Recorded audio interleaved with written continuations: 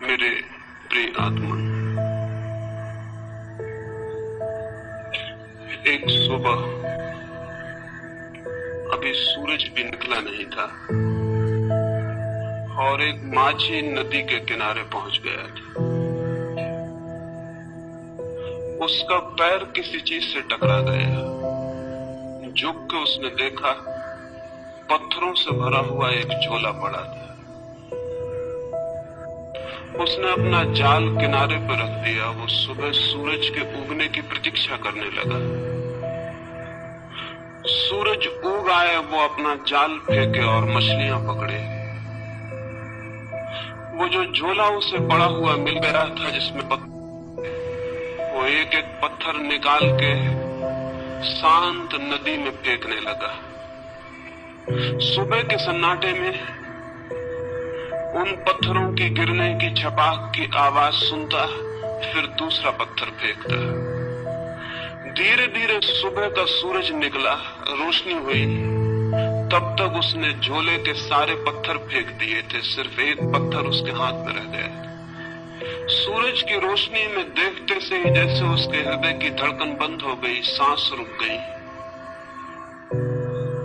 उसने जिन्हें पत्थर समझ के फेंक दिया था वे हीरे जवाहरात थे, लेकिन अब तो अंतिम हाथ में बचा था टुकड़ा और वो पूरे झोले को फेंक चुका था। और रोने लगा, चिल्लाने लगा। इतनी संपदा उसे मिल गई थी कि अनंत जन्मों के लिए काफी थी, लेकिन अंधेरे में अनजान अपरिचित उसने उस सारी संपदा को पत्थर समझ के फेंक दिया था।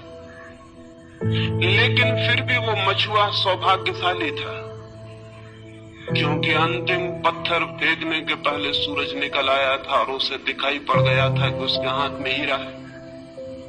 साधारणतः सभी लोग इतने सौभाग्यशाली नहीं होते। जिंदगी बीत जाती है, सूरज नहीं निकलता, सुबह नहीं होती, रोशनी नहीं आती और सारे जीवन के हीरे हम पत्थर समझ के फेंक चुके होते हैं। जीवन एक बड़ी संपदा है, लेकिन आदमी सिवाय उसे फेंकने और गंवाने के कुछ भी नहीं करता है। जीवन क्या है ये भी पता नहीं चल पाता और हम उसे फेंक देते हैं। जीवन में क्या छिपा था, कौन से राज, कौन सा रहस्य, कौन सा स्वर्ग, कौन सा आनंद, कौन सी मुक्ति, उस सब का कोई भी अनुभव नहीं हो पाता और जीवन हमारे हाथ से रिक्त हो जाता है। इन आने वाले 3 दिनों में जीवन की संपदा पर ही थोड़ी सी बातें मुझे कहनी। लेकिन जो लोग जीवन की संपदा को पत्थर मानकर बैठ गए हैं, वे कभी आंख खोलकर देख पाएंगे कि जिन्हें उन्होंने पत्थर समझा है वे हीरे माणिक हैं। ये बहुत कठिन है।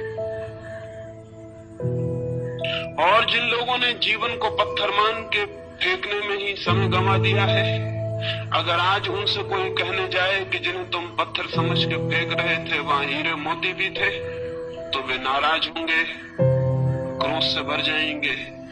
इसलिए नहीं कि जो बात कही गई वो गलत है, बल्कि इसलिए कि ये बात इस बात का स्मरण दिलाती है कि उन्होंने बहुत सी संपदा फेंक दी है। लेकिन चाहे हमने कितनी ही संपदा फेंक दी हो, अगर एक क्षण भी जीवन का शेष है तो फिर भी हम कुछ बचा सकते हैं और कुछ जान सकते हैं और कुछ पा सकते हैं। जीवन की खोज में कभी भी इतनी देर नहीं होती कि कोई आदमी निराश होने का कारण पाए। लेकिन हमने ये मान ही लिया है अंधेरे में, अज्ञान में, कि जीवन में कुछ भी नहीं है सिवाय पत्थरों के। जो लोग ऐसा मान के बैठ गए हैं उन्होंने खोज के पहले ही हार स्वीकार कर ली। मैं इस हार के संबंध में, इस निराशा के संबंध में, इस मान ली गई पराजय के संबंध में सबसे पहले चेतावनी ये देना चाहता हूं कि जीवन मिट्टी और पत्थर नहीं है। जीवन में बहुत कुछ है। जीवन के मिट्टी पत्थर के बीच भी बहुत कुछ छिपा है।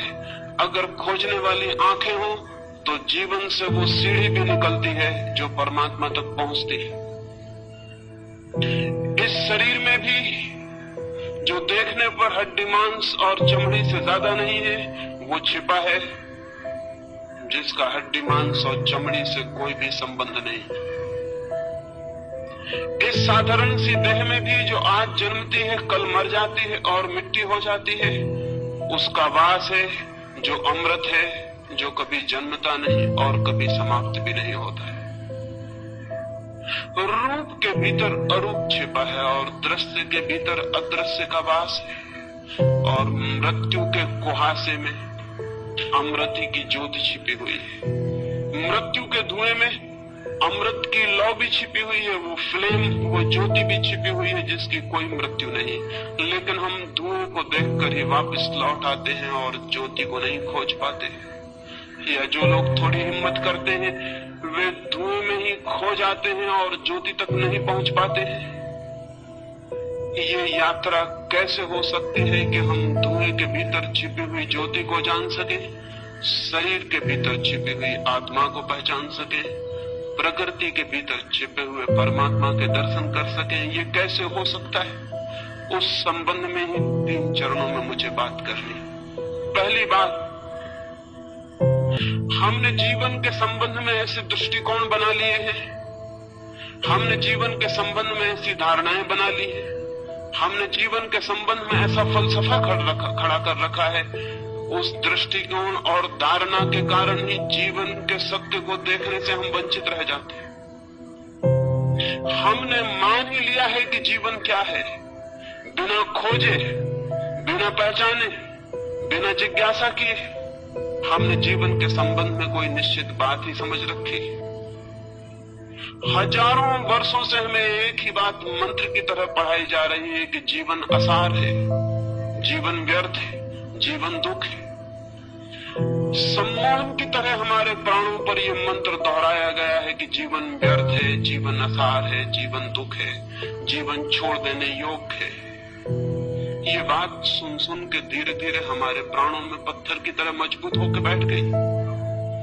इस बात के कारण जीवन असार दिखाई पड़ने लगा है, जीवन दुख दिखाई पड़ने लगा है। इस बात के कारण जीवन ने सारा आनंद, सारा प्रेम, सारा सौंदर्य खो दिया है। मनुष्य एक कुरूपता बन गया है, मनुष्य एक दुख का अड्डा बन गया है। और जब हमने ये मान ही लिया है कि जीवन व्यर्थ है, असार है, तो उसे सार्थक बनाने की सारी चेष्टा भी बंद हो गई हो तो आश्चर्य नहीं है। अगर हमने ये मान ही लिया है कि जीवन एक कुरूपता है तो उसके भीतर सौंदर्य की खोज कैसे हो सकती? और अगर हमने ये मान ही लिया है कि जीवन सिर्फ छोड़ देने योग्य है तो जिसे छोड़ ही देना है उसे सजाना, उसे खोजना, उसे निखारना, इसकी कोई भी जरूरत नहीं है। हम जीवन के साथ वैसा व्यवहार कर रहे हैं जैसा कोई आदमी स्टेशन पर विश्रामालय के साथ व्यवहार करता है, वेटिंग रूम के साथ व्यवहार करता है। वो जानता है कि क्षण भर हम इस वेटिंग रूम में ठहरे हुए हैं, क्षण भर बाद छोड़ देना है। इस वेटिंग रूम से प्रयोजन क्या है, अर्थ क्या है? वो वहां मूंगफली के छिलके भी डालता है, पान भी थूक देता है, गंदा भी करता है और फिर भी सोचता है मुझे क्या प्रयोजन है, क्षण भर बाद मुझे चले जाना है। जीवन के संबंध में भी हम इसी तरह का व्यवहार कर रहे हैं। जहां से हमें क्षण भर बाद चले जाना है वहां सुंदर और सत्य की खोज और निर्माण करने की जरूरत क्या है? लेकिन मैं आपसे कहना चाहता हूं, जिंदगी जरूर हमें छोड़ के चले जाना है, लेकिन जो असली जिंदगी है उसे हमें कभी भी छोड़ने का कोई उपाय नहीं। हम ये घर छोड़ देंगे, ये स्थान छोड़ देंगे, लेकिन जो जिंदगी का सत्य है वो सदा हमारे साथ होगा, वो हम स्वयं हैं। स्थान बदल जाएंगे, मकान बदल जाएंगे, लेकिन जिंदगी हमारे साथ होगी, उसके बदलने का कोई उपाय नहीं। और सवाल ये नहीं है कि जहां हम ठहरे थे उसे हमने सुंदर किया था, जहां हम रुके थे वहां हमने प्रीति कर हवा पैदा की थी, जहां हम 2 क्षण को ठहरे थे वहां हमने आनंद का गीत गाया था। सवाल ये नहीं है कि वहां आनंद का गीत हमने गाया था। सवाल यह है कि जिसने आनंद का गीत गाया था उसने भीतर आनंद के और बड़े संभावनाओं के द्वार खोल लिए। जिसने उस मकान को सुंदर बनाया था उसने और बड़े सौंदर्य को पाने की क्षमता उपलब्ध कर ली। जिसने 2 क्षण उस वेटिंग रूम में भी प्रेम के बिताए थे उसने और बड़े प्रेम को पाने की पात्रता अर्जित कर ली। हम जो करते हैं उसी से हम निर्मित होते हैं। हमारा कृत्य अंततः हमें निर्मित करता है, हमें बनाता है। हम जो करते हैं वही धीरे धीरे हमारे प्राण और हमारी आत्मा का निर्माता हो जाता है। जीवन के साथ हम क्या कर रहे हैं इस पर निर्भर करेगा कि हम कैसे निर्मित हो रहे हैं। जीवन के साथ हमारा क्या व्यवहार है इस पर निर्भर होगा कि हमारी आत्मा किन दिशाओं में यात्रा करेगी, किन मार्गों पर जाएगी, किन नए जगतों की खोज करेगी। जीवन के साथ हमारा व्यवहार हमें निर्मित करता है। ये अगर स्मरण हो तो शायद जीवन को असार व्यर्थ मानने की दृष्टि हमें भ्रांत मालूम पड़े। तो शायद हमें जीवन को दुखपूर्ण मानने की बात गलत मालूम पड़े। तो शायद हमें जीवन से विरोधी रुख अधार्मिक मालूम पड़े। लेकिन अब तक धर्म के नाम पर जीवन का विरोध ही सिखाया गया है। सच तो यह है कि अब तक का सारा धर्म मृत्युवादी है, जीवनवादी नहीं। उसकी दृष्टि में मृत्यु के बाद जो है वही महत्वपूर्ण है, मृत्यु के पहले जो है वो महत्वपूर्ण नहीं। अब तक के धर्म की दृष्टि में मृत्यु की पूजा है, जीवन का सम्मान नहीं। जीवन के फूलों का आदर नहीं, मृत्यु के कुम्हला गए, जा चुके, मिट गए फूलों की कब्रों की प्रशंसा और श्रद्धा है। अब तक का सारा धर्म चिंतन करता है मृत्यु के बाद क्या है, स्वर्ग मोक्ष। मृत्यु के पहले क्या है उससे आज तक के धर्म को जैसे कोई संबंध नहीं रहा। और मैं आपसे कहना चाहता हूं मृत्यु के पहले जो है अगर हम उसे ही संभालने में असमर्थ हैं तो मृत्यु के बाद जो है उसे हम संभालने में कभी भी समर्थ नहीं हो सकते। मृत्यु के पहले जो है अगर वही व्यर्थ छूट जाता है तो मृत्यु के बाद कभी भी सार्थकता की कोई गुंजाइश, कोई पात्रता हम अपने में पैदा नहीं कर सकेंगे। मृत्यु की तैयारी भी इस जीवन में जो आज पास है, मौजूद है, उसके द्वारा करनी। मृत्यु के बाद भी अगर कोई लोक है तो उस लोक में हमें उसी का दर्शन होगा जो हमने जीवन में अनुभव किया है और निर्मित किया है। लेकिन जीवन को भुला देने की, जीवन को विस्मरण कर देने की बात ही अब तक कही गई। मैं आपसे कहना चाहता हूँ जीवन के अतिरिक्त न कोई परमात्मा है, न हो सकता है। मैं आपसे ये भी कहना चाहता हूँ जीवन को साध लेना ही धर्म की साधना है और जीवन में ही परम सत्य को अनुभव कर लेना मोक्ष को उपलब्ध कर लेने की पहली सीढ़ी। जो जीवन को ही चूक जाता है वो और सब भी चूक जाएगा, ये निश्चित है। लेकिन अब तक का रुख उल्टा रहा है। वो रुख कहता है जीवन को छोड़ो, वो रुख कहता है जीवन को त्यागो। वो ये नहीं कहता कि जीवन में खोजो, वो ये नहीं कहता कि जीवन को जीने की कला सीखो, वो ये भी नहीं कहता कि जीवन को जीने के ढंग पर निर्भर करता है कि जीवन कैसा मालूम पड़ेगा। अगर जीवन अंधकारपूर्ण मालूम पड़ता है तो वो जीने का गलत ढंग है। यही जीवन आनंद की वर्षा भी बन सकता है अगर जीने का सही ढंग उपलब्ध हो जाए। धर्म को मैं जीने की कला कहता हूँ, वो आर्ट ऑफ लिविंग है। धर्म जीवन का त्याग नहीं, जीवन की गहराइयों में उतरने की सीढ़ियां हैं। धर्म जीवन की तरफ पीठ कर लेना नहीं, जीवन की तरफ पूरी तरह आंख खोलना है। धर्म जीवन से भागना नहीं, जीवन को पूरा आलिंगन में लेने का नाम है। धर्म है जीवन का पूरा साक्षात्कार। यही शायद कारण है कि आज तक के धर्म में सिर्फ बूढ़े लोग ही उत्सुक रहे हैं। मंदिरों में जाएं, चर्चों में, गिरजाघरों में, गुरुद्वारों में, और वहां वृद्ध लोग दिखाई पड़ेंगे। वहां युवा दिखाई नहीं पड़ते, वहां छोटे बच्चे दिखाई नहीं पड़ते। क्या कारण? एक ही कारण है, अब तक का हमारा धर्म सिर्फ बूढ़े का धर्म है। उन लोगों का धर्म है जिनकी मौत करीब आ गई और अब जो मौत से भयभीत हो गए हैं और मौत के बाद के चिंतन के संबंध में आतुर हैं और जानना चाहते हैं कि मौत के बाद क्या है। जो धर्म मौत पर आधारित है वो धर्म पूरे जीवन को कैसे प्रभावित कर सकेगा। जो धर्म मौत का चिंतन करता है वो पृथ्वी को धार्मिक कैसे बना सकेगा। वो नहीं बना सका। 5000 वर्षों की धार्मिक शिक्षा के बाद भी पृथ्वी रोज अधार्मिक से अधार्मिक होती चली गई।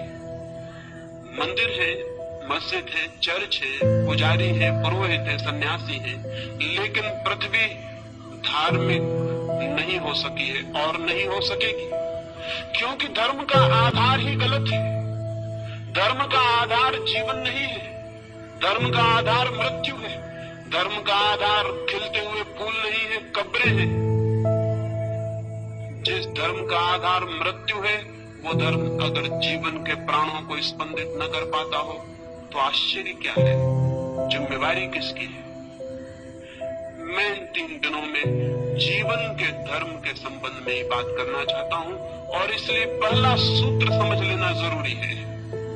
और इस सूत्र के संबंध में आज तक छिपाने की, दबाने की, भूल जाने की सारी चेष्टा की गई है, लेकिन जानने और खोजने की नहीं। और उस भूलने और विस्मृत कर देने की चेष्टा के दुष्परिणाम सारे जगत में व्याप्त हो गए। मनुष्य के सामान्य जीवन में केंद्रीय तत्व क्या है? परमात्मा, आत्मा, सत्य नहीं। मनुष्य के प्राणों में, सामान्य मनुष्य के प्राणों में, जिसने कोई खोज नहीं की, जिसने कोई यात्रा नहीं की, जिसने कोई साधना नहीं की, उसके प्राणों की गहराई में क्या है? प्रार्थना, पूजा? नहीं, बिल्कुल नहीं। अगर हम सामान्य मनुष्य के जीवन ऊर्जा में खोज करें, उसकी जीवन शक्ति को हम खोजने जाएं, तो न तो वहां परमात्मा दिखाई पड़ेगा, न पूजा, न प्रार्थना, न ध्यान, वहां कुछ और ही दिखाई पड़ेगा। और जो दिखाई पड़ेगा उसे भुलाने की चेष्टा की गई है, उसे जानने और समझने की नहीं। वहां क्या दिखाई पड़ेगा? हम आदमी के प्राणों को चीरें और फाड़ें और वहां खोजें। आदमी को छोड़ दें। अगर आदमी से इतर जगत की भी हम खोजबीन करें तो वहां प्राणों की गहराइयों में क्या मिलेगा? अगर हम एक पौधे की जांचबीन करें तो क्या मिलेगा? एक पौधा क्या कर रहा है? एक पौधा पूरी चेष्टा कर रहा है नए बीज उत्पन्न करने की। एक पौधे के सारे प्राण, सारा रस नए बीज इकट्ठे करने, जन्मने की चेष्टा कर रहा है। एक पक्षी क्या कर रहा है? एक पशु क्या कर रहा है? अगर हम सारी प्रकृति में खोजने जाएं तो हम पाएंगे सारी प्रकृति में एक ही क्रिया जोर से प्राणों को घेर कर चल रही है, और वो क्रिया है सतत सृजन की क्रिया। वो क्रिया है क्रिएशन की क्रिया। वो क्रिया है जीवन को पुनरुज्जीवित, नए नए रूपों में जीवन देने की क्रिया। फूल बीज को संभाल रहे हैं, फल बीज को संभाल रहे हैं। बीज क्या करेगा? बीज फिर पौधा बनेगा, फिर फूल बनेगा, फिर फल बनेगा। अगर हम सारे जीवन को देखें तो जीवन जन्मने की एक अनंत क्रिया का नाम है। जीवन एक ऊर्जा है जो स्वयं को पैदा करने के लिए सतत संलग्न है और सतत चेष्टाशील है। आदमी के भीतर भी वही है। आदमी के भीतर उस सतत सृजन की चेष्टा का नाम हमने सेक्स दे रखा है, काम दे रखा है। इस नाम के कारण उस ऊर्जा को एक गाली मिल गई, एक अपमान। इस नाम के कारण एक निंदा का भाव पैदा हो गया। मनुष्य के भीतर भी जीवन को जन्म देने की सतत चेष्टा चल रही है। हम उसे सेक्स कहते हैं, हम उसे काम की शक्ति कहते हैं। लेकिन काम की शक्ति क्या है? समुद्र की लहरें आकर टकरा रही हैं। समुद्र के तट से हजारों लाखों वर्षों से लहरें चली आती हैं, टकराती हैं, लौट जाती हैं, फिर आती हैं, टकराती हैं, लौट जाती हैं। जीवन भी हजारों वर्षों से अनंत अनंत लहरों में टकरा रहा है। जरूर जीवन कहीं उठना चाहता है। ये समुद्र की लहरें, जीवन की ये लहरें कहीं ऊपर पहुंचना चाहती हैं, लेकिन किनारों से टकराती हैं और नष्ट हो जाती हैं। फिर नई लहरें आती हैं, टकराती हैं और नष्ट हो जाती हैं। ये जीवन का सागर इतने अरबों वर्षों से टकरा रहा है, संघर्ष ले रहा है, रोज उठता है, गिर जाता है। क्या होगा प्रयोजन इसके पीछे? जरूर इसके पीछे कोई बृहत्तर ऊंचाइयां छूने का आयोजन चल रहा है। जरूर इसके पीछे कुछ और गहराइयां जानने का प्रयोजन चल रहा है। जरूर जीवन की सतत प्रक्रिया के पीछे कुछ और महानतर जीवन पैदा करने का प्रयास चल रहा है। मनुष्य को जमीन पर आए बहुत दिन नहीं हुए, कुछ लाख वर्ष हुए। उसके पहले मनुष्य नहीं था, लेकिन पशु थे। पशुओं को आए हुए भी बहुत ज्यादा समय नहीं हुआ। एक जमाना था कि पशु भी नहीं थे, लेकिन पौधे थे। पौधों को आए भी बहुत समय नहीं हुआ। एक समय था कि पौधे भी नहीं थे, पत्थर थे, पहाड़ थे, नदियां थी, सागर था। पत्थर, पहाड़, नदियों की वो जो दुनिया थी, वो किस बात के लिए पीड़ित थी? वो पौधों को पैदा करना चाहती थी। पौधे धीरे धीरे पैदा हुए, जीवन ने एक नया रूप लिया, पृथ्वी हरियाली से भर गई, फूल खिले। लेकिन पौधे भी अपने में तृप्त नहीं थे। वे सतत जीवन को जन्म देते रहे, उनकी भी कोई चेष्टा चल रही थी। वे पशुओं को, पक्षियों को जन्म देना चाहते थे। पशु पक्षी पैदा हुए। हजारों लाखों वर्षों तक पशु पक्षियों से भरा हुआ था ये जगत, लेकिन मनुष्य का कोई पता न था। पशुओं और पक्षियों के प्राणों के भीतर निरंतर मनुष्य भी निवास कर रहा था, पैदा होने की चेष्टा कर रहा था। फिर मनुष्य पैदा हुआ। अब मनुष्य किस लिए है? मनुष्य निरंतर नए जीवन को पैदा करने के लिए आतुर है। हम उसे सेक्स कहते हैं, हम उसे काम की वासना कहते हैं, लेकिन उस वासना का मूल अर्थ क्या है? मूल अर्थ इतना है, मनुष्य अपने पर समाप्त नहीं होना चाहता, आगे भी जीवन को पैदा करना चाहता। लेकिन क्यों? क्या मनुष्य के प्राणों में मनुष्य से ऊपर किसी सुपरमैन को, किसी महामानव को पैदा करने की कोई चेष्टा चल रही है? निश्चित ही चल रही। निश्चित ही मनुष्य के प्राण इस चेष्टा में संलग्न है कि मनुष्य से श्रेष्ठतर जीवन जन्म पा सके, मनुष्य से श्रेष्ठतर प्राणी आविर्भूत हो सके।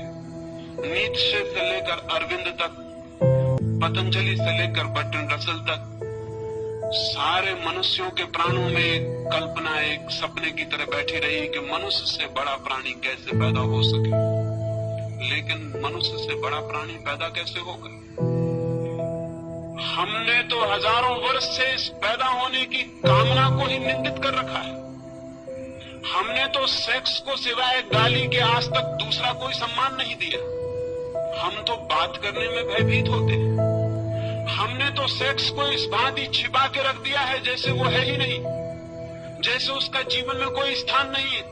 जबकि सच्चाई ये है कि उससे ज्यादा महत्वपूर्ण मनुष्य के जीवन में और कुछ भी नहीं, लेकिन उसको छिपाया है, उसको दबाया है। दबाने और छिपाने से मनुष्य सेक्स से मुक्त नहीं हो गया, बल्कि मनुष्य और भी बुरी तरह से सेक्स से ग्रसित हो गया। दमन उल्टे परिणाम लाया है। शायद आप में से किसी ने एक फ्रेंच वैज्ञानिक कुएं के एक नियम के संबंध में सुना होगा। वो नियम है लॉ ऑफ रिवर्स इफेक्ट। कुएं ने एक नियम इजाद किया है, विपरीत परिणाम का नियम। हम जो करना चाहते हैं हम इस ढंग से कर सकते हैं कि जो हम परिणाम चाहते थे उससे उल्टा परिणाम हो जाए। एक आदमी साइकिल चलाना सीखता है, बड़ा रास्ता है, चौड़ा रास्ता है, एक छोटा सा पत्थर रास्ते के किनारे पड़ा हुआ है। वो साइकिल चलाने वाला घबराता है कि मैं कहीं उस पत्थर से न टकरा जाऊं। अब इतना चौड़ा रास्ता है कि अगर आंख बंद कर भी वो चलाए तो पत्थर से टकराना आसान बात नहीं है। इसके 100 में एक ही मौके हैं कि वो पत्थर से टकराए। इतने चौड़े रास्ते पर कहीं से भी निकल सकता है, लेकिन वो देख के घबराता है कहीं मैं पत्थर से टकरा ना जाऊं। और जैसे ही वो घबराता है मैं पत्थर से न टकरा जाऊं, सारा रास्ता विलीन हो गया, सिर्फ पत्थर ही दिखाई पड़ने लगता है उसको। अब उसकी साइकिल का चाक पत्थर की तरफ मुड़ने लगता है। वो हाथ पैर से घबराता है, उसकी सारी चेतना उस पत्थर को ही देखने लगती है और एक सम्मोहित हिप्नोटाइज्ड आदमी की तरह वो पत्थर की तरफ खींचा जाता है और जाके पत्थर से टकरा जाता है। नया साइकिल सीखने वाला उसी से टकरा जाता है जिससे बचना चाहता है। लैंप पोस्ट से टकरा जाता है, पत्थर से टकरा जाता है। इतना बड़ा रास्ता था कि अगर कोई निशानेबाज ही चलाने की कोशिश करता तो उस पत्थर से टकरा सकता था, लेकिन ये सिक्खड़ आदमी कैसे उस पत्थर से टकरा गया? वो कहता है हमारी चेतना का एक नियम है, लॉ ऑफ रिवर्स इफेक्ट। हम जिस चीज से बचना चाहते हैं चेतना उसी पर केंद्रित हो जाती है और परिणाम में हम उसी से टकरा जाते हैं। 5000 वर्षों से आदमी सेक्स से बचना चाह रहा है और परिणाम इतना हुआ है कि गली कूचे हर जगह जहां भी आदमी जाता है वहीं सेक्स से टकरा जाता है। लॉ ऑफ रिवर्स इफेक्ट मनुष्य की आत्मा को पकड़े हुए। क्या कभी आपने ये सोचा कि आप चित्त को जहां से बचाना चाहते हैं चित्त वहीं आकर्षित हो जाता है, वहीं निमंत्रित हो जाता है? जिन लोगों ने मनुष्य को सेक्स के विरोध में समझाया उन लोगों ने ही मनुष्य को कामुक बनाने का जिम्मा भी अपने ऊपर ले लिया। मनुष्य की अति कामुकता गलत शिक्षाओं का परिणाम है और आज भी हम भयभीत होते हैं कि सेक्स की बात ना की जाए। क्यों भयभीत होते हैं? भयभीत इसलिए होते हैं कि हमें डर है कि सेक्स के संबंध में बात करने से लोग और कामुक हो जाएंगे। मैं आपको कहना चाहता हूं ये बिल्कुल ही गलत भ्रम है, ये 100% गलत है। पृथ्वी उसी दिन सेक्स से मुक्त होगी जब हम सेक्स के संबंध में सामान्य स्वस्थ बातचीत करने में समर्थ हो जाएंगे। जब हम सेक्स को पूरी तरह से समझ सकेंगे तो ही हम सेक्स का अतिक्रमण कर सकेंगे। जगत में ब्रह्मचर्य का जन्म हो सकता है, मनुष्य सेक्स के ऊपर उठ सकता है, लेकिन सेक्स को समझकर, सेक्स को पूरी तरह पहचानकर, उस ऊर्जा के पूरे अर्थ, मार्ग, व्यवस्था को जानकर उससे मुक्त हो सकता है।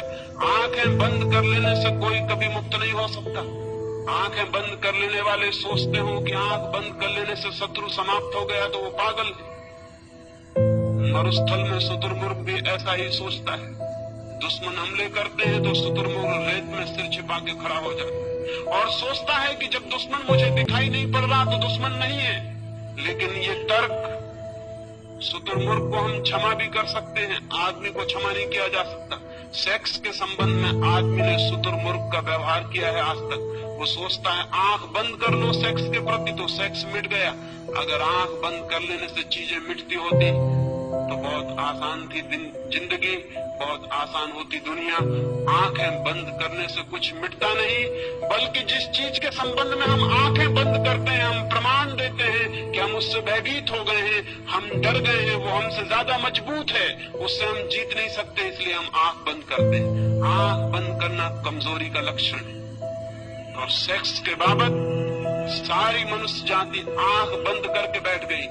न केवल आंख बंद करके बैठ गई है, बल्कि उसने सब तरह की लड़ाई भी सेक्स से ली और उसके परिणाम, उसके दुष्परिणाम सारे जगत में ज्ञात है। अगर 100 आदमी पागल होते हैं तो उसमें से 98 आदमी सेक्स को दबाने की वजह से पागल होते हैं। अगर हजारों स्त्रियां हिस्टीरिया से परेशान हैं तो उसमें से 100 में से 99 स्त्रियों के पीछे हिस्टीरिया के, मिर्गी के, बेहोशी के सेक्स की मौजूदगी है, सेक्स का दमन मौजूद है। अगर आदमी इतना बेचैन, अशांत, इतना दुखी और पीड़ित है तो इस पीड़ित होने के पीछे उसने जीवन की एक बड़ी शक्ति को बिना समझे उसकी तरफ पीठ खड़ी कर ली है, उसका कारण, और परिणाम उल्टे आते हैं। अगर हम मनुष्य का साहित्य उठाकर देखें, अगर किसी देवलोक से कभी कोई देवता आए या चंद्रलोक से या मंगल ग्रह से कभी कोई यात्री आए और हमारी किताबें पढ़े, हमारा साहित्य देखे, हमारी कविताएं पढ़े, हमारे चित्र देखे तो बहुत हैरान हो जाएगा। वो हैरान हो जाएगा ये जानकर कि आदमी का सारा साहित्य सेक्स पर क्यों केंद्रित है, आदमी की सारी कविताएं सेक्सुअल क्यों है, आदमी की सारी कहानियां, सारे उपन्यास सेक्स पर क्यों खड़े हैं, आदमी की हर किताब के ऊपर नंगी औरत की तस्वीर क्यों है, आदमी की हर फिल्म नंगे आदमी की फिल्म क्यों है। वो आदमी बहुत हैरान होगा। अगर कोई मंगल से आके हमें इस हालत में देखेगा तो बहुत हैरान होगा। वो सोचेगा आदमी सेक्स के सिवाय क्या कुछ भी नहीं सोचता। और आदमी से अगर पूछेगा, बातचीत करेगा तो बहुत हैरान हो जाएगा। आदमी बातचीत करेगा आत्मा की, परमात्मा की, स्वर्ग की, मोक्ष की, सेक्स की कभी कोई बात नहीं करेगा। और उसका सारा व्यक्तित्व चारों तरफ से सेक्स से भरा हुआ है। वो मंगल ग्रह का वासी तो बहुत हैरान होगा। वो कहेगा बातचीत कभी नहीं की जाती जिस चीज की, उसको चारों तरफ से तृप्त करने की हजार हजार पागल कोशिशें क्यों की जा रही। आदमी को हमने परवर्ट किया है, विकृत किया है, और अच्छे नामों के आधार पर विकृत किया है। ब्रह्मचर्य की बात हम करते हैं, लेकिन कभी इस बात की चेष्टा नहीं करते कि पहले मनुष्य की काम की ऊर्जा को समझा जाए, फिर उसे रूपांतरित करने के प्रयोग भी किए जा सकते हैं। बिना उस ऊर्जा को समझे दमन की, संयम की सारी शिक्षा मनुष्य को पागल, विक्षिप्त और रुग्ण करेगी। इस संबंध में कोई भी ध्यान नहीं। ये मनुष्य इतना रुग्ण, इतना दीनहीन कभी भी ना था, इतना विषाक्त भी ना था, इतना पॉइजनस भी ना था, इतना दुखी भी ना था। मैंने एक अस्पताल के पास से मैं निकलता था, मैंने एक तख्ते पर अस्पताल की एक सूचना लिखी हुई पढ़ी। लिखा था उस तख्ते पर, एक आदमी को बिच्छू ने काटा, उसका इलाज किया गया, वो एक दिन में ठीक होकर घर वापस चला गया। एक दूसरे आदमी को सांप ने काटा था, उसका 3 दिन में इलाज किया गया, वो स्वस्थ होकर घर वापस लौट गया। उस पर तीसरी सूचना थी कि एक और आदमी को पागल कुत्ते ने काट लिया था, उसका 10 दिन से इलाज हो रहा है, वो काफी ठीक हो गया है और शीघ्र ही उसके पूरी तरह ठीक हो जाने की उम्मीद है। और उस पर एक चौथी सूचना भी थी कि एक आदमी को एक आदमी ने काट लिया था, उसे कई सप्ताह हो गए, वो बेहोश है और उसके ठीक होने की भी कोई उम्मीद नहीं। मैं बहुत हैरान हुआ, आदमी का काटा हुआ इतना जहरीला हो सकता है। लेकिन अगर हम आदमी की तरफ देखेंगे तो दिखाई पड़ेगा आदमी के भीतर बहुत जहर इकट्ठा हो गया। और उस जहर के इकट्ठे हो जाने का पहला सूत्र यह है कि हमने आदमी के निसर्ग को, उसकी प्रकृति को स्वीकार नहीं किया, उसकी प्रकृति को दबाने और जबरदस्ती तोड़ने की चेष्टा की। मनुष्य के भीतर जो शक्ति है, उस शक्ति को रूपांतरित करने की, ऊंचा ले जाने की, आकाशगामी बनाने का हमने कोई प्रयास नहीं किया। उस शक्ति के ऊपर हम जबरदस्ती कब्जा करके बैठ गए हैं। वो शक्ति नीचे से ज्वालामुखी की तरह उबल रही है और धक्के दे रही है। वो आदमी को किसी भी क्षण उल्टा देने की चेष्टा कर रही है, और इसलिए जरा सा मौका मिल जाता है तो आपको पता है सबसे पहली बात क्या होती है। अगर एक हवाई जहाज गिर पड़े तो आपको सबसे पहले उस हवाई जहाज में अगर पायलट हो और आप उसके पास जाएं, उसकी लाश के पास, तो आपको पहला प्रश्न क्या उठेगा मन में? क्या आपको ख्याल आएगा ये हिंदू है या मुसलमान? नहीं। क्या आपको ख्याल आएगा कि भारतीय है कि चीनी? नहीं। आपको पहला ख्याल आएगा ये आदमी है या औरत। पहला प्रश्न आपके मन में उठेगा ये स्त्री है या पुरुष। क्या आपको ख्याल है इस बात का कि ये प्रश्न क्यों सबसे पहले ख्याल में आता है? भीतर दबा हुआ सेक्स है, उस सेक्स के दमन की वजह से बाहर स्त्रियां और पुरुष अतिशय उभर कर दिखाई पड़ते। क्या आपने कभी सोचा आप किसी आदमी का नाम भूल सकते हैं, जाति भूल सकते हैं, चेहरा भूल सकते हैं? अगर मैं आपसे मिलूं या मुझे आप मिले तो मैं सब भूल सकता हूं कि आपका नाम क्या था, आपका चेहरा क्या था, आपकी जाति क्या थी, उम्र क्या थी, आप किस पद पर थे, सब भूल सकता हूं। लेकिन कभी आपको ख्याल आया आप ये भी भूल सकें कि जिससे आप मिले थे वो आदमी थी या औरत? कभी आप भूल सके इस बात को कि जिससे आप मिले थे वो पुरुष है या स्त्री? कभी पीछे ये संदेह उठा मन में कि वो स्त्री है या पुरुष? नहीं, ये बात आप कभी भी नहीं भूल सके होंगे। क्यों? लेकिन जब सारी बातें भूल जाती हैं तो ये क्यों नहीं भूलता? हमारे भीतर मन में कहीं सेक्स बहुत अतिशय होकर बैठा है, वो 24 घंटे उबल रहा है, इसलिए सब बात भूल जाती है लेकिन ये बात नहीं भूलती। हम सतत सचेष्ट हैं। ये पृथ्वी तब तक स्वस्थ नहीं हो सकेगी जब तक आदमी और स्त्रियों के बीच ये दीवार और ये फासला खड़ा हुआ है। ये पृथ्वी तब तक कभी भी शांत नहीं हो सकेगी जब तक भीतर उबलती हुई आग है और उसके ऊपर हम जबरदस्ती बैठे हुए। उस आग को रोज दबाना पड़ता है, उस आग को प्रतिक्षण दबाए रखना पड़ता है। वो आग हमको भी जला डालती है, सारा जीवन राख कर देती है, लेकिन फिर भी हम विचार करने को राजी नहीं होते ये आग क्या थी। और मैं आपसे कहता हूं, अगर हम इस आग को समझ लें तो ये आग दुश्मन नहीं है, दोस्त है। अगर हम इस आग को समझ लें तो ये हमें जलाएगी नहीं, हमारे घर को गर्म भी कर सकती है सर्दियों में, और हमारी रोटियां भी पका सकती है, और हमारी जिंदगी के लिए सहयोगी और मित्र भी हो सकती है। लाखों साल तक आकाश में बिजली चमकती थी, कभी किसी के ऊपर गिरती थी और जान ले लेती थी। कभी किसी ने सोचा भी न था कि एक दिन घर में पंखा चलाएगी ये बिजली, कभी ये रोशनी करेगी अंधेरे में, ये किसी ने सोचा नहीं था। आज वही बिजली हमारी साथी हो गई। क्यों? बिजली की तरफ हम आंख मूंद के खड़े हो जाते तो हम कभी बिजली के राज को न समझ पाते और न कभी उसका उपयोग कर पाते, वो हमारी दुश्मनी बनी रहती। लेकिन नहीं, आदमी ने बिजली के प्रति दोस्ताना का भाव बरता। उसने बिजली को समझने की कोशिश की, उसने प्रयास किए जानने के, और धीरे धीरे बिजली उसकी साथी हो गई। आज बिना बिजली के क्षण भर जमीन पर रहना मुश्किल मालूम होगा। मनुष्य के भीतर बिजली से भी बड़ी ताकत है सेक्स की।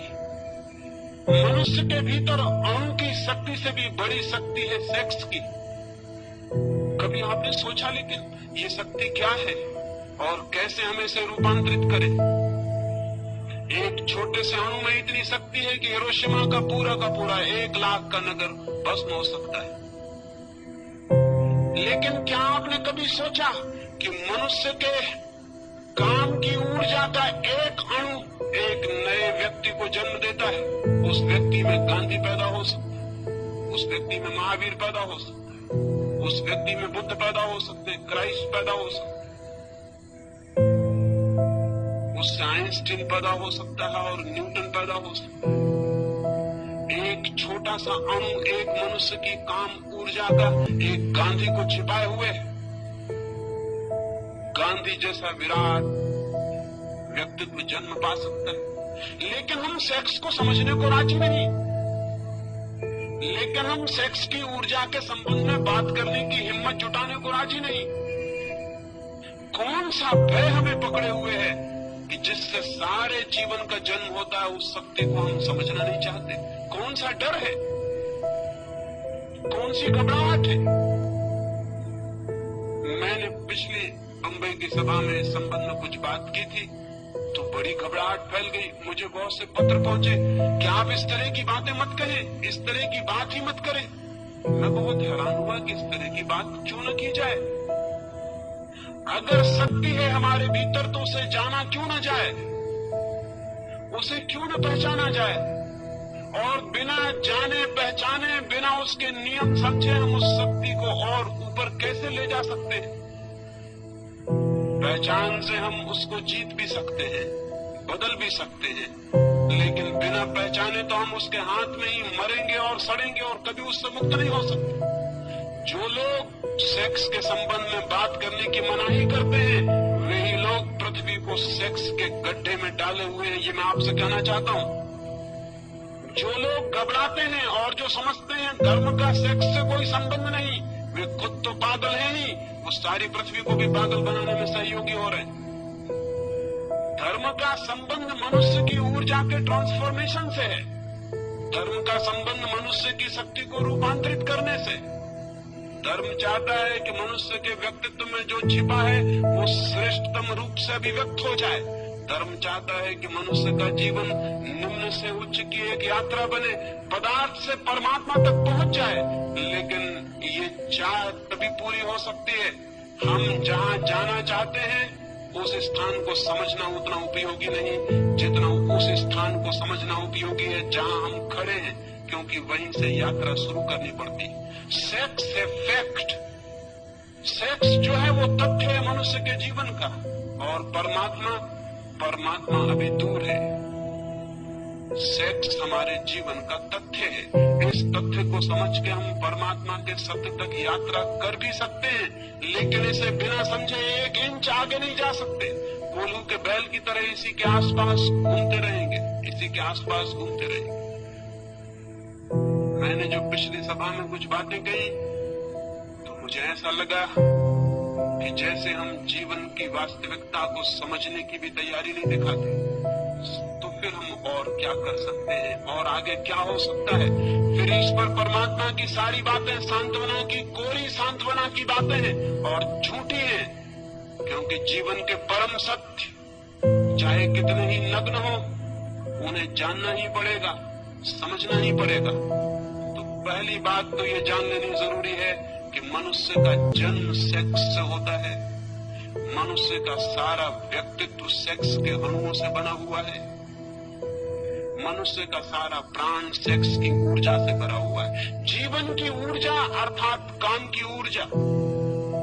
ये जो काम की ऊर्जा है, ये जो सेक्स एनर्जी है, ये क्या है? ये क्यों हमारे जीवन को इतने जोर से आंदोलित करती? क्यों हमारे जीवन को इतना प्रभावित करती? क्यों हम घूम घूम कर सेक्स के आसपास इर्द गिर्द ही चक्कर लगाते हैं और समाप्त हो जाते हैं? कौन सा आकर्षण है इसका?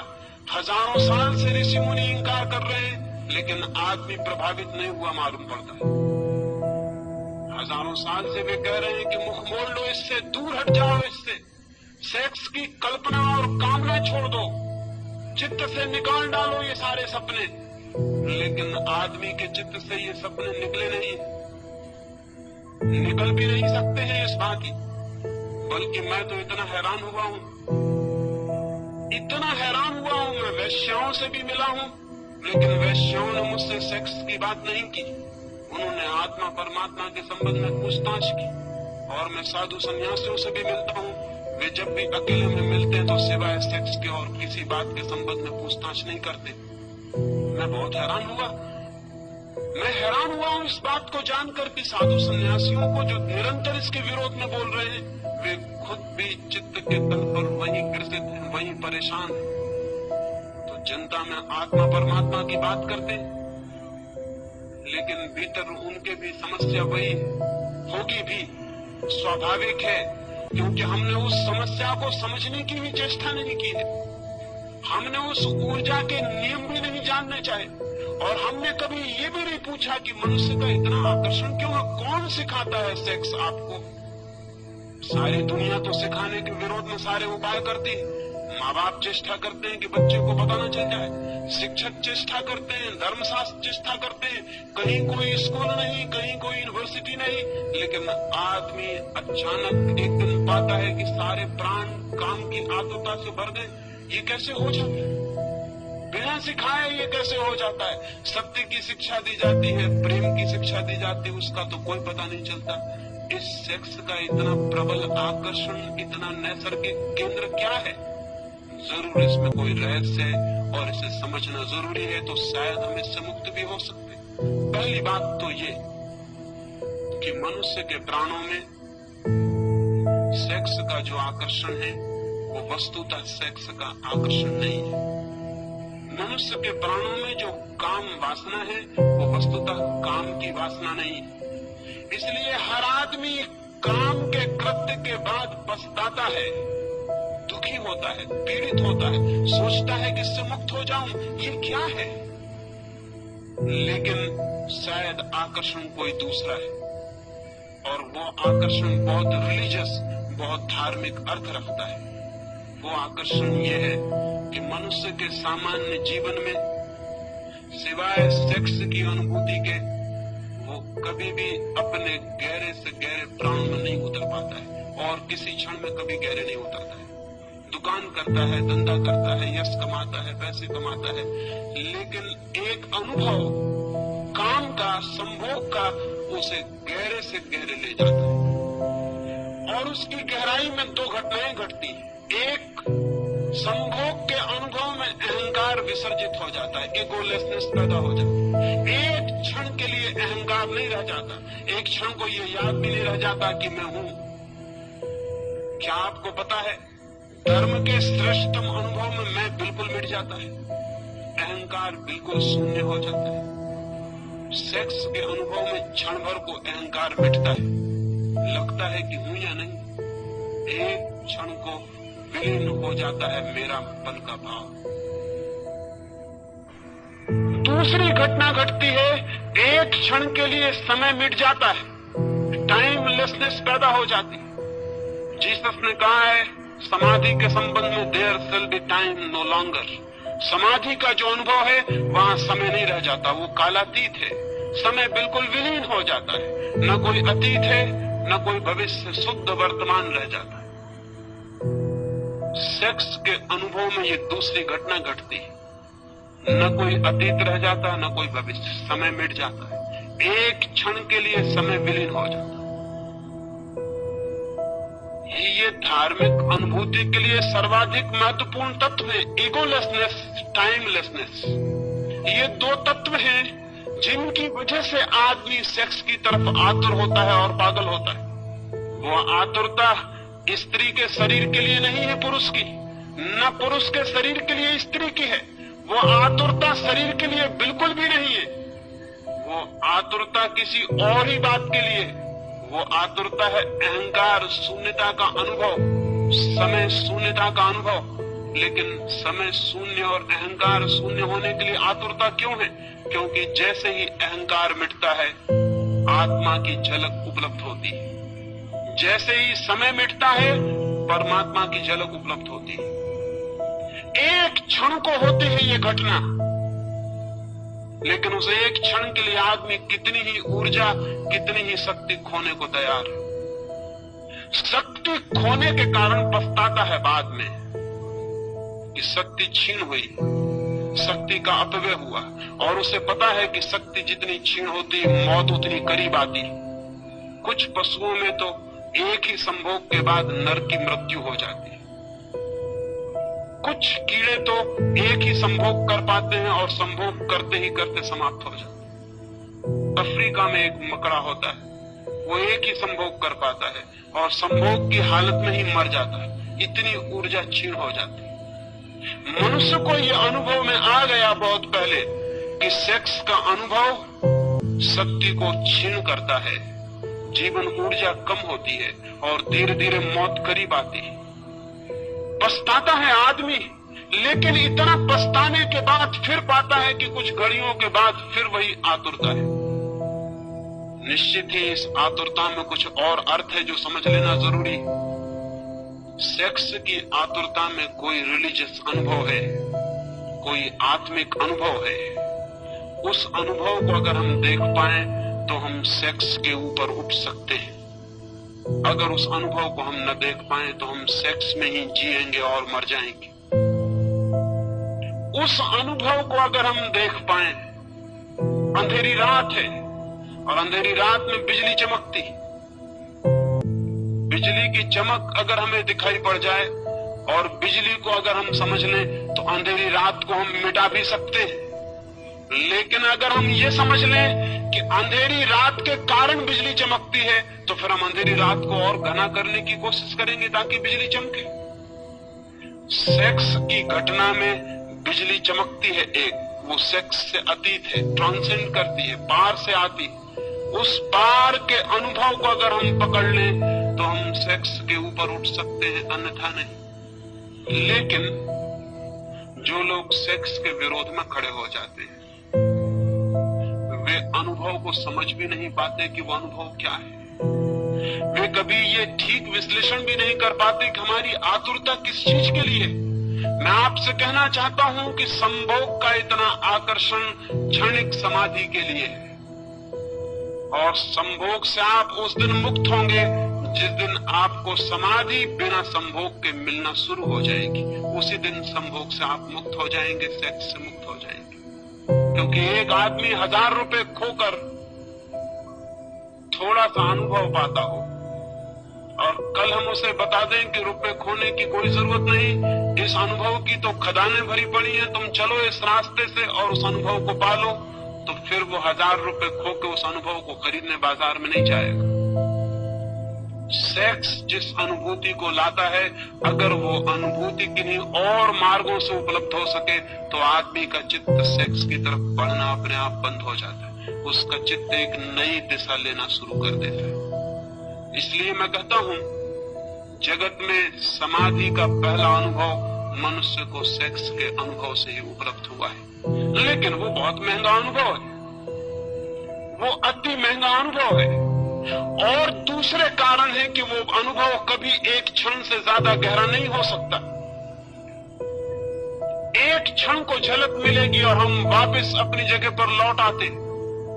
एक क्षण को किसी लोक में उठ जाते हैं, किसी गहराई पर, किसी पीक एक्सपीरियंस पर, किसी शिखर पर पहुंचना होता है और हम पहुंच भी नहीं पाते और वापस गिर जाते, जैसे समुद्र की एक लहर आकाश में उठती, उठ भी नहीं पाती, पहुंच भी नहीं पाती हवाओं में, सिर उठा भी नहीं पाती और गिरना शुरू हो जाता है।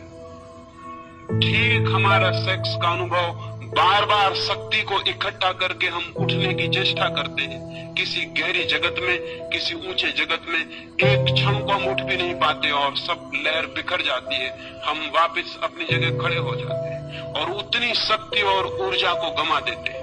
लेकिन अगर सागर की लहर बर्फ का पत्थर बन जाए, जम जाए और बर्फ हो जाए, तो फिर उसे नीचे गिरने की कोई जरूरत नहीं है। आदमी का चित्त जब तक सेक्स की तरलता में बहता है, तब तक वापस उठता है, गिरता है, उठता है, गिरता है। सारा जीवन यही करता है।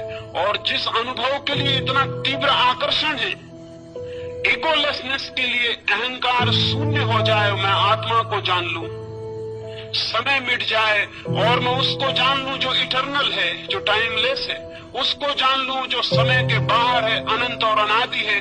उसे जानने की चेष्टा में सारा जगत सेक्स के केंद्र पर घूमता रहता है।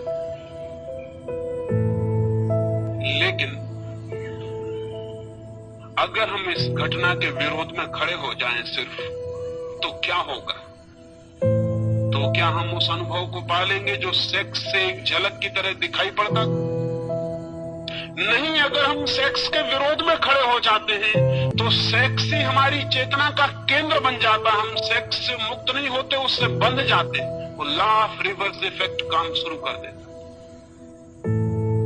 फिर हम उससे बंध गए, फिर हम भागने की कोशिश करते हैं और जितनी हम कोशिश करते हैं उतने ही बंधते चले जाते हैं। एक आदमी बीमार था और बीमारी कुछ उसे ऐसी थी कि दिन रात उसे भूख लगती थी। सच तो यह है उसे बीमारी कुछ भी ना थी। भोजन के संबंध में उसने कुछ विरोध की किताबें पढ़ ली थी। उसने पढ़ लिया था कि भोजन पाप है, उपवास पुण्य है, कुछ भी खाना हिंसा करना है। जितना वो ये सोचने लगा कि भोजन करना पाप है, उतना ही भूख को दबाने लगा। जितनी भूख को दबाने लगा उतनी भूख असर्ट करने लगी, जोर से प्रकट होने लगी। तो वो 2-4 दिन उपवास करता था और एक दिन पागल की तरह कुछ भी खा जाता था। जब कुछ भी खा लेता था तो बहुत दुखी होता था, क्योंकि फिर खाने की तकलीफ झेलनी पड़ती थी। फिर पश्चाताप में 2-4 दिन उपवास करता था और फिर कुछ भी खा लेता। आखिर उसने तय किया कि ये घर रहते हुए नहीं हो सकेगा, ठीक, मुझे जंगल चले जाना चाहिए। वो पहाड़ पर गया, एक हिल स्टेशन पर जाकर एक कमरे में रहा। घर के लोग भी परेशान हो गए। उसकी पत्नी ने ये सोचकर कि शायद वो पहाड़ पर अब जाके भोजन की बीमारी से मुक्त हो जाएगा, उसने खुशी में बहुत से फूल उसे पहाड़ पर भिजवाए कि मैं बहुत खुश हूं कि तुम शायद पहाड़ से स्वस्थ होकर वापस लौटोगे। मैं शुभकामना के रूप में ये फूल तुम्हें भेज रही हूं। उस आदमी का वापस तार आया। उसने तार में लिखा, many thanks for the flowers, they are so delicious. उसने तार किया कि बहुत धन्यवाद फूलों के लिए, बड़े स्वादिष्ट है। वो फूलों को खा गया वहां पहाड़ पर जो फूल उसको भेजे गए। अब कोई आदमी फूलों को खाएगा इसका हम ख्याल नहीं कर सकते, लेकिन जो आदमी भोजन से लड़ाई शुरू कर देगा वो फूलों को खा सकता है। आदमी सेक्स से लड़ाई शुरू किया और उसने क्या क्या सेक्स के नाम पर खाया है, इसका आपने कभी हिसाब लगाया? आदमी को छोड़कर, सभ्य आदमी को छोड़कर होमोसेक्सुअलिटी कहीं है? जंगल में आदिवासी रहते हैं, उन्होंने कभी कल्पना भी नहीं की है कि होमोसेक्सुअलिटी जैसी चीज भी हो सकती, कि पुरुष और पुरुष के साथ संभोग कर सकते हैं, ये भी हो सकता है। ये कल्पना के बाहर है। मैं आदिवासियों के पास रहा हूं और उनसे मैंने कहा कि सभ्य लोग इस तरह भी करते हैं। वो कहने लगे हमारे विश्वास के बाहर है, ये कैसे हो सकता है? लेकिन अमेरिका में उन्होंने आंकड़े निकाले हैं, 35% लोग होमोसेक्सुअल, और बेल्जियम और स्वीडन और हालैंड में होमोसेक्सुअल्स के क्लब हैं, सोसाइटीज हैं, अखबार निकलते हैं, और वो सरकार से ये दावा करते हैं कि होमोसेक्सुअलिटी के ऊपर से कानून उठा दिया जाना चाहिए, क्योंकि 40% लोग जिसको मानते हैं, तो इतनी बड़ी माइनॉरिटी के ऊपर हमला है ये आपका। हम तो मानते हैं कि होमोसेक्सुअलिटी ठीक है, इसलिए हमको हक होना चाहिए। कोई कल्पना नहीं कर सकता कि ये होमोसेक्सुअलिटी कैसे पैदा हो गई। सेक्स के बाबत लड़ाई का ये परिणाम है। जितना सभ्य समाज है उतनी वेश्याएं हैं। कभी आपने ये सोचा कि वेश्याएं कैसे पैदा हो गई? किसी आदिवासी गांव में जाके वेश्या खोज सकते हैं आप। आज भी बस्तर के गांव में वेश्या खोजनी मुश्किल है, और कोई कल्पना मानने को राजी नहीं होता कि ऐसी स्त्रियां हो सकती हैं जो कि अपनी इज्जत बेचती हो, अपना संभोग बेचती हो। लेकिन सभ्य आदमी जितना सभ्य होता चला गया उतनी वेश्याएं बढ़ती चली गई। क्यों? ये फूलों को खाने की कोशिश शुरू हुई है। और आदमी की जिंदगी में कितने विकृत रूप से सेक्स ने जगह बनाई है, इसका अगर हम हिसाब लगाने चलेंगे तो हम हैरान रह जाएंगे कि आदमी को क्या हुआ है। इसका जिम्मा किस पर है? किन लोगों पर है? इसका जिम्मा उन लोगों पर है जिन्होंने आदमी को सेक्स को समझना नहीं, लड़ना सिखाया है, जिन्होंने सप्रेशन सिखाया, जिन्होंने दमन सिखाया। दमन के कारण सेक्स की शक्ति जगह जगह से फूटकर गलत रास्तों से बहनी शुरू हो गई। सारा समाज पीड़ित और रुग्ण हो गया है। इस रुग्ण समाज को अगर बदलना है तो हमें ये स्वीकार कर लेना होगा, काम की ऊर्जा है, काम का आकर्षण है। क्यों है काम का आकर्षण?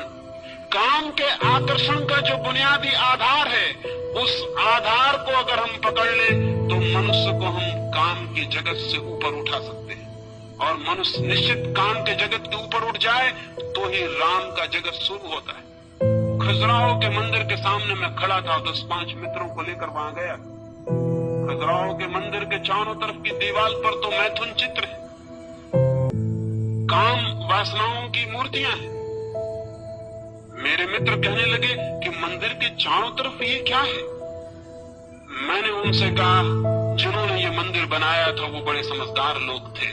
उनकी मान्यता ये थी कि जीवन की बाहर की परिधि पर काम है, और जो लोग अभी काम से उलझे हैं उनको मंदिर में भीतर प्रवेश का कोई हक नहीं। फिर मैं अपने मित्रों को कहा भीतर चले, फिर उन्हें भीतर लेकर गया। वहां तो कोई काम प्रतिमा न थी, वहां भगवान की मूर्ति थी। वे कहने लगे भीतर कोई प्रतिमा नहीं है। मैंने उनसे कहा कि जीवन की बाहर की परिधि पर काम वासना है, जीवन की बाहर की परिधि दीवार पर काम वासना है, जीवन के भीतर भगवान का मंदिर है। लेकिन जो अभी काम वासना से उलझे हैं वे भगवान के मंदिर में प्रवेश के अधिकारी नहीं हो सकते। उन्हें अभी बाहर की दीवार का ही चक्कर लगाना पड़ेगा। जिन लोगों ने ये मंदिर बनाया था वे बड़े समझदार लोग थे। ये मंदिर एक मेडिटेशन सेंटर था, ये मंदिर एक ध्यान का केंद्र था। जो लोग आते थे उनसे वो कहते थे बाहर पहले मैथुन के ऊपर ध्यान करो, पहले सेक्स को समझो, और जब सेक्स को पूरी तरह समझ जाओ और तुम पाओ कि मनुष्य मुक्त हो गया है तब तुम भीतर आ जाना, फिर भीतर भगवान से मिलना हो सकता है। लेकिन धर्म के नाम पर हमने सेक्स को समझने की स्थिति पैदा नहीं की, सेक्स की शत्रुता पैदा कर दी। सेक्स को समझो मत, आंख बंद कर लो और घुस जाओ भगवान के मंदिर में। आंख बंद करके, आंख बंद करके कभी कोई भगवान के मंदिर में जा सका है? और आंख बंद करके अगर आप भगवान के मंदिर में पहुंच भी गए तो बंद आंख में आपको भगवान दिखाई नहीं पड़ेंगे। जिससे आप भाग कर आए हैं वही दिखाई पड़ता रहेगा, आप उसी से बंधे रह जाएंगे। शायद कुछ लोग मेरी बातें सुन के समझते हैं कि मैं सेक्स का पक्षपाती हूं।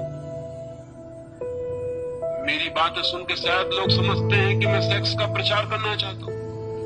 अगर कोई ऐसा समझता हो तो उसने मुझे कभी सुना ही नहीं है, ऐसा उससे कह देना। इस समय पृथ्वी पर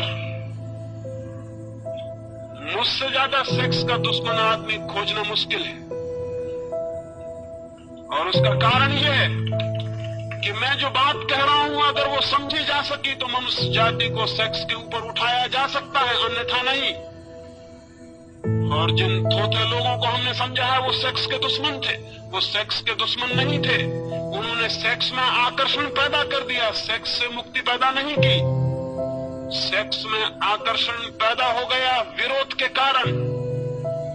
मुझसे एक आदमी ने कहा है कि जिस चीज का विरोध ना हो उसको करने में कोई रस ही नहीं रह जाता। चोरी के फल खाने जितने मधुर और मीठे होते हैं उतने बाजार से खरीदे गए फल कभी नहीं होते।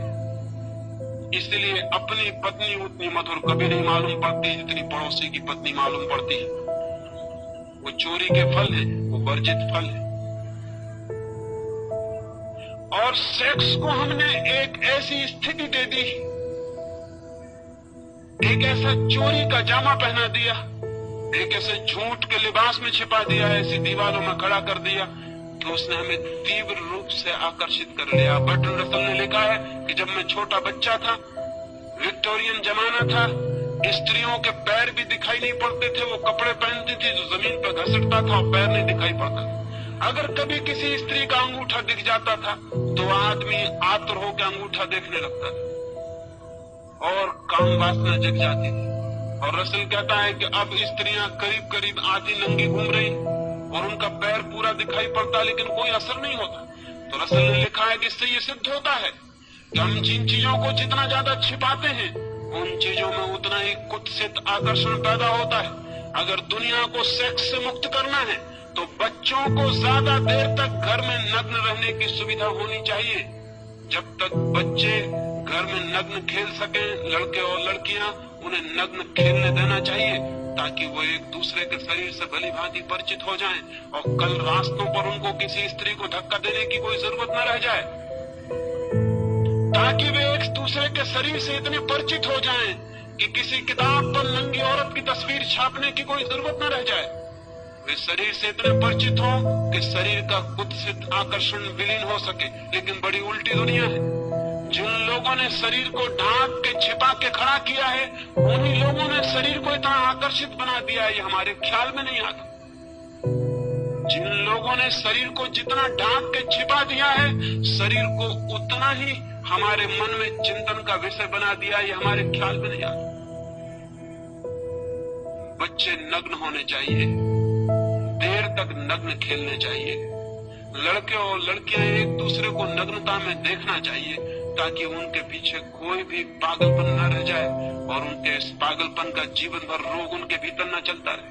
लेकिन वो रोग चल रहा है और उस रोग को हम बढ़ाते चले जाते हैं। उस रोग के फिर हम नए नए रास्ते खोजते हैं। गंदी किताबें छपती हैं जो लोग गीता के कवर में भीतर रख के पढ़ते हैं, बाइबल में दबा लेते हैं और पढ़ते हैं। ये गंदी किताबें, तो हम कहते हैं ये गंदी किताबें बंद होनी चाहिए, लेकिन हम ये कभी नहीं पूछते कि गंदी किताबें पढ़ने वाला आदमी पैदा क्यों हो गया है। हम कहते हैं नंगी तस्वीरें दीवारों पर नहीं लगनी चाहिए, लेकिन हम कभी नहीं पूछते कि नंगी तस्वीरें कौन आदमी देखने को आता है। वही आदमी आता है जो स्त्रियों के शरीर को देखने से वंचित रह गया। एक कुतूहल जाग गया है, क्या है स्त्री का शरीर। और मैं आपसे कहता हूं, वस्त्रों ने स्त्री के शरीर को जितना सुंदर बना दिया है उतना सुंदर स्त्री का शरीर है नहीं। वस्त्रों में ढांक कर शरीर छिपा नहीं है और उघड़ के प्रकट हुआ है। ये सारी की सारी चिंतना हमारी विपरीत फल ले आई। इसलिए आज एक बात आपसे कहना चाहता हूं पहले दिन की चर्चा में, वो ये, सेक्स क्या है, उसका आकर्षण क्या है, उसकी विकृति क्यों पैदा हुई है। अगर हम ये 3 बातें ठीक से समझ लें तो मनुष्य का मन इनके ऊपर उठ सकता है। उठना चाहिए, उठने की जरूरत है, लेकिन उठने की चेष्टा गलत परिणाम लाई है, क्योंकि हमने लड़ाई खड़ी की है, हमने मैत्री खड़ी नहीं की, दुश्मनी खड़ी की है, सप्रेशन खड़ा किया है, दमन किया है, समझ पैदा नहीं की। अंडरस्टैंडिंग चाहिए, सप्रेशन नहीं, समझ चाहिए। जितनी गहरी समझ होगी मनुष्य उतना ही ऊपर उठता है, जितनी कम समझ होगी उतना ही मनुष्य दबाने की कोशिश करता है, और दबाने के कभी भी कोई सफल परिणाम, सुफल परिणाम, स्वस्थ परिणाम उपलब्ध नहीं होते। मनुष्य के जीवन की सबसे बड़ी ऊर्जा है काम, लेकिन काम पर रुक नहीं जाना है, काम को राम तक ले जाना है। सेक्स को समझना है ताकि ब्रह्मचर्य फलित हो सके, सेक्स को जानना है ताकि हम सेक्स से मुक्त हो सके और ऊपर उठ सके। लेकिन शायद ही आदमी जीवन भर अनुभव से गुजरता है, शायद ही उसने समझने की कोशिश की हो कि संभोग के भीतर समाधि का क्षण भर का अनुभव है, वही अनुभव खींच रहा है, वही अनुभव आकर्षित कर रहा है, वही अनुभव पुकार दे रहा है कि आओ। ध्यान पूर्वक उस अनुभव को जान लेना है कि कौन सा अनुभव मुझे आकर्षित कर रहा है, कौन मुझे खींच रहा है। और मैं आपसे कहता हूं, उस अनुभव को पाने के सुगम रास्ते हैं ध्यान, योग, सामायिक, प्रार्थना, सब उस अनुभव को पाने के मार्ग हैं। लेकिन वही अनुभव हमें आकर्षित कर रहा है, ये सोच लेना, जान लेना जरूरी है। एक मित्र ने मुझे लिखा कि आपने ऐसी बातें कही कि माँ के साथ बेटी बैठी थी वो सुन रही है, बाप के साथ बेटी बैठी वो सुन रही, ऐसी बातें सबके सामने नहीं करनी चाहिए। मैंने उनसे कहा आप बिल्कुल पागल हैं।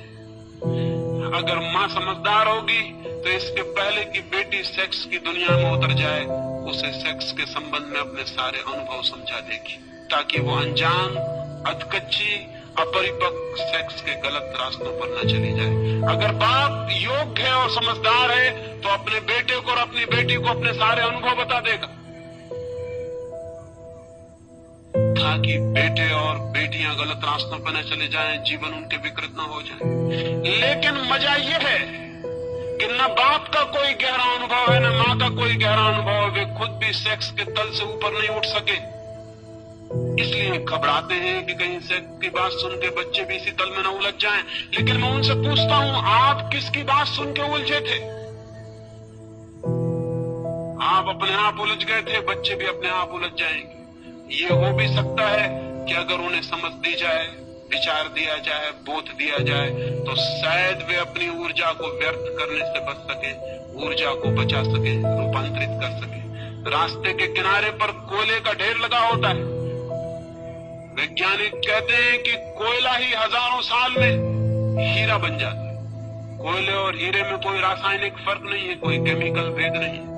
कोयले के भी परमाणु वही हैं जो हीरे के हैं, कोयले का भी रासायनिक भौतिक संगठन वही है जो हीरे का है। हीरा कोयले का ही रूपांतरित बदला हुआ रूप है, हीरा कोयला ही है। मैं आपसे कहना चाहता हूं कि सेक्स कोयले की तरह है, ब्रह्मचर्य हीरे की तरह, लेकिन वो कोयले का ही बदला हुआ रूप है। वो कोयले का दुश्मन नहीं है हीरा, वो कोयले की ही बदलाहट है, वो कोयले का ही रूपांतरण है, वो कोयले को ही समझकर नई दिशाओं में ले गई यात्रा है। सेक्स का विरोध नहीं है ब्रह्मचर्य, सेक्स का ही रूपांतरण है, ट्रांसफॉर्मेशन है। और जो सेक्स का दुश्मन है वो कभी ब्रह्मचर्य को उपलब्ध नहीं हो सकता है। ब्रह्मचर्य की दिशा में जाना हो, और जाना जरूरी है, क्योंकि ब्रह्मचर्य का मतलब क्या है? ब्रह्मचर्य का इतना मतलब है वो अनुभव उपलब्ध हो जाए जो ब्रह्म की चर्या जैसा है, जैसा भगवान का जीवन हो वैसा जीवन उपलब्ध हो जाए। ब्रह्मचर्य यानी ब्रह्म की चर्या, ब्रह्म जैसा जीवन, परमात्मा जैसा अनुभव उपलब्ध हो जाए, वो हो सकता है। अपनी शक्तियों को समझकर रूपांतरित करने से आने वाले 2 दिनों में कैसे रूपांतरित किया जा सकता है सेक्स, कैसे रूपांतरित हो जाने के बाद काम राम के अनुभव में बदल जाता है, वो मैं आपसे बात करूंगा। और 3 दिन तक चाहूंगा कि बहुत गौर से सुन लेंगे ताकि मेरे संबंध में कोई गलतफहमी पीछे आपको पैदा ना हो जाए। और जो भी प्रश्न हो ईमानदारी से और सच्चे उन्हें लिख के दे देंगे ताकि आने वाले पिछले 2 दिनों में मैं उनकी आपसे सीधी सीधी बात कर सकूं। किसी प्रश्न को छिपाने की जरूरत नहीं है। जो जिंदगी में सत्य है उसे छिपाने का कोई कारण नहीं। किसी सत्य से मुखरने की जरूरत नहीं है। जो सत्य है वो सत्य है, चाहे हम आंख बंद करें चाहे आंख खुली रखें। और एक बात मैं जानता हूँ, धार्मिक आदमी मैं उसको कहता हूँ जो जीवन के सारे सत्यों को सीधा साक्षात करने की हिम्मत रखता है, जो इतने कमजोर, कायल और नपुंसक हैं कि जीवन के तथ्यों का सामना भी नहीं कर सकते। उनके धार्मिक होने की कोई उम्मीद कभी नहीं हो सकती। ये आने वाले 4 दिनों के लिए निमंत्रण देता हूँ, क्योंकि ऐसे विषय पर ये बात है कि शायद ऋषि मुनियों से आशा नहीं रही कि ऐसे विषयों पर वे बात करेंगे। शायद आपको सुनने की आदत भी नहीं होगी, शायद आपका मन डरेगा, लेकिन फिर भी मैं चाहूंगा कि इन 5 दिनों आप ठीक से सुनने की कोशिश करेंगे। ये हो सकता है कि काम की समझ आपको राम के मंदिर के भीतर प्रवेश दिला दे। आकांक्षा मेरी यही है, परमात्मा करे वो आकांक्षा पूरी हो। मेरी बातों को इतने प्रेम और शांति से सुना, उसके लिए अनुग्रहित हूँ। और अंत में सबके भीतर बैठे हुए परमात्मा को प्रणाम करता हूँ। मेरे प्रणाम स्वीकार करें।